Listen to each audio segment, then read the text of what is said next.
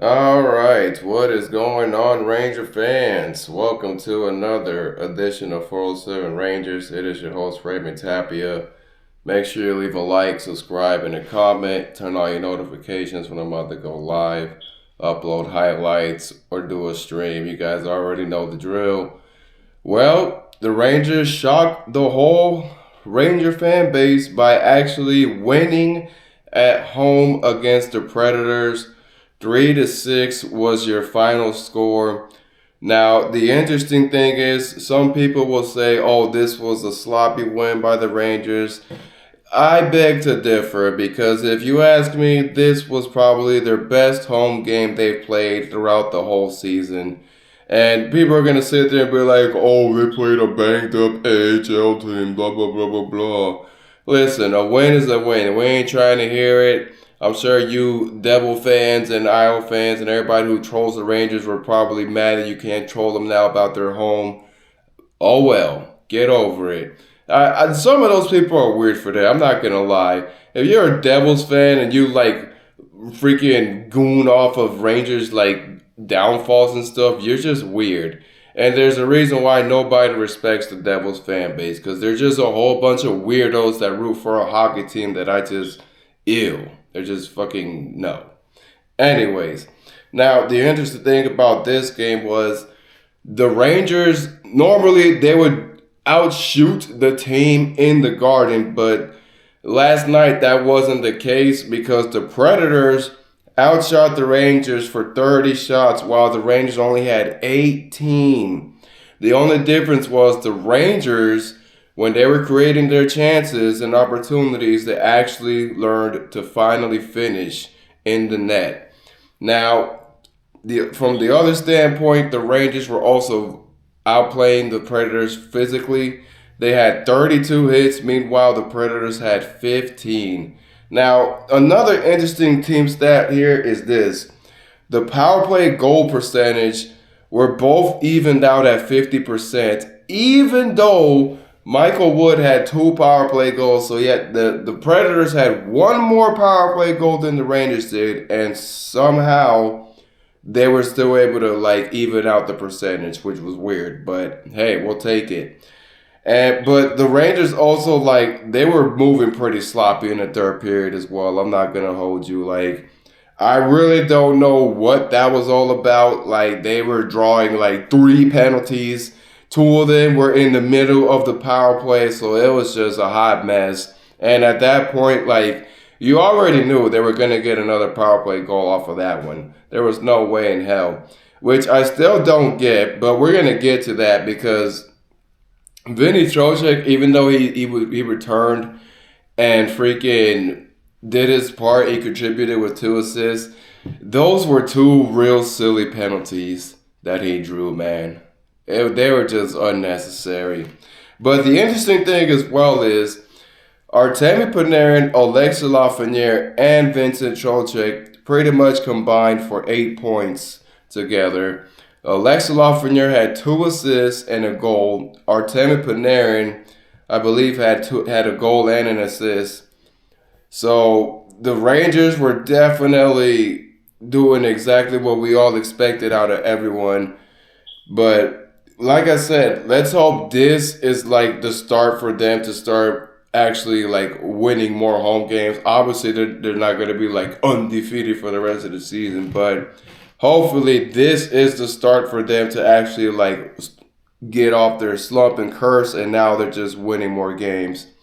Now, and JT Miller, man, look, I get he's trying to be the leader and stuff, but thankfully to last night's game he was playing physical. It was just he was freaking he didn't get his opportunities in the net. He had a couple of them. I'm not gonna sit here and say he didn't because believe it or not, even though JT Miller like you would look at the stats and be like, oh well, he didn't do anything. Well, he was +1 still. So obviously, if you're +1 and you don't and you don't have an assist or a goal, that means you're still like bringing a good impact to the team if you're a +1 player. And Gabe Perreault actually got himself on the scoreboard as well, scoring his first NHL point with the assist. And of course, Adam Fox, he had 2 assists last night as well. And Vladislav Gavrikov finally got himself his first home goal as a New York Ranger, even though he already scored as a Ranger, but it was on the road. This was his first Madison Square Garden goal as a New York Ranger, which he also had a goal and an assist. Urho Vaakanainen on his return, he also had an assist, which honestly, Vaakanainen didn't do too bad last night as well. I know some people don't like him and things like that, but I mean, to me, he's all right. He's not like, somebody that I'm like, I despise as a defenseman or any of that. Carson Soucy, that I still, he's trying. I know everybody was like despising him, but at least he's somewhat improving, so I will give them that. So we'll go ahead and talk about the game stats. For the first period, you had Mika Zibanejad at 10:39. He pretty much scored himself the goal with the wrist shot. And Adam Fox and Vladislav Gavrikov was part of the assist as well. That defensive duo, like I said, they're doing really well together. It seems like Adam Fox and Gavrikov are got it figured out. They know which side they got to be defending and which side they need to be passing the puck around to and things like that. And Adam Fox has 9 assists of the season so far. So Adam Fox is already, right back where he left off, where he's pretty much a good passing defenseman. I'm sure he's gonna start scoring goals at some point too. But as long as everybody else do their part and start scoring, Adam Fox won't have to pretty much kill himself and things like that. And of course, Vladislav Gavrikov, he had the assist on that play as well. Now, the penalty, Braden Schneider pretty much tripped Matthew Wood. So on the power play at 16:60, Matthew Wood has scored himself a goal, which we're going to talk about him more because he had an interesting night. Even though the Predators lost, he pretty much put the team behind his back. And on that play, it was the wrist shot on the assist with Michael Bunting and Brady Skay. Brady Skay used to be a Ranger, so that was interesting to see that he put himself on that point. And then at 18:07, this was when Vladislav Gavrikov got his first goal in the Garden as a New York Ranger with the wrist shot. Vinny Trocheck was part of the assist as well, and then Adam Fox had the assist on that play, so that gives him 10 assists of the season. And then in the second period, Alexis Lafrenière with a beautiful backhanded goal on that play. And then Gabe Perreault, this was when he had got his first assist in the NHL on that play, and Vinny Trocheck as well. The Trocheck pretty much brought it down from the neutral zone, and Gabe Perreault did the rest for Lafrenière on the breakaway. So that was fun to see, man. That from there you just knew the Rangers had way more light, and it seemed like they were finally starting to play like they should have been playing the rest of the games, but we'll take it. Like I said, this might be the start for them to not be, feeling checked out at home. And then right after, at 7:31, Artemi Panarin, he scored himself a goal, which he had quite a night last night because he pretty much had 2 goals and 2 assists, I believe. So on that play, the Artemi Panarin, like I said, ever since he went bald, he's definitely starting to play with more life.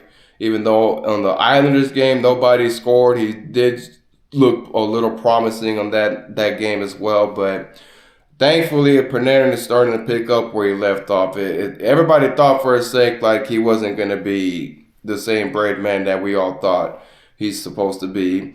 And Alexis Lafrenière had the assist on that play, and Urho Vaakanainen as well. Now, in the third period, this was when it got weird because this was when the Rangers just started drawing all these weird, unnecessary penalties. It started off with Vinny Trocheck because he was holding on to the stick against Ozzy Westblatt. And from there, it just got even more weirder because they were already in the middle of a penalty kill. And then Will Borgen somehow slashes Matthew Wood. So now they're on a 5-on-3 power play. And then right after that, Vinny Trocheck gets out the penalty box, right? But then he gets a hooking call against Philip Forsberg, and he's right back into the penalty box. It was so fucking weird. I'm like, what are we doing here? Like, why was Vinny Trocheck out the box and then pretty much right back in the damn box? It was just crazy. And then at 12:48, you knew it was going to happen. Matthew Wood had scored the power play goal on the slap shot. Luke Avalinsta with the assist, and Eric Hall on the assist on that play as well for the power play. But then right after that, Artemi Panarin out of nowhere with a chippy wrist shot goal, and it was an unassisted goal. But like I said, this was when Artemi Panarin just starts to show a lot more light. Now, after that, this was weird because at 19:15, pretty much 15 seconds into the final period, Matthew Wood has scored himself a snapper. Philip Forsberg and Ryan O'Reilly was with the assist as well, and that was when he had got himself the Hattie on that play right there. But as you know, the Rangers ended up winning that game. Igor Shesterkin had pretty much a 900 percentage, 27 saves, and only 3 goals allowed. So not a bad night for Igor Shesterkin, because I know we all know he could be frustrating sometimes and things like that. But all in all, it was a good win. Let's hope this continues. So I'll leave you guys with my final thought here, because I'm going to go ahead and wrap things up soon. And I got to pretty much get things ready for tomorrow, because I'm going to take a trip down to Tampa and go watch the Lightning and Rangers.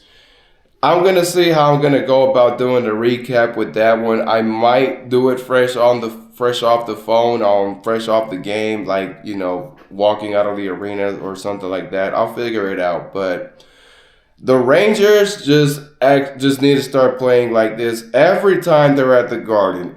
If this win is what starts their comeback at home, and they still continue to win their road games, then I can probably say, okay, we are so back.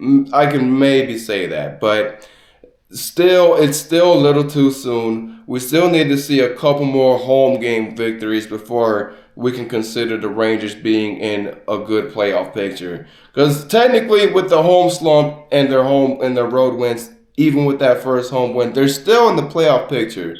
Despite the roller coaster they've been giving us, they are still in the playoff picture.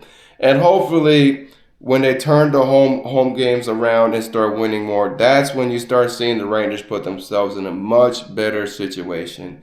And for all we know, that'll probably make Drury make a wiser move in the trade deadline rather than a really horrible move.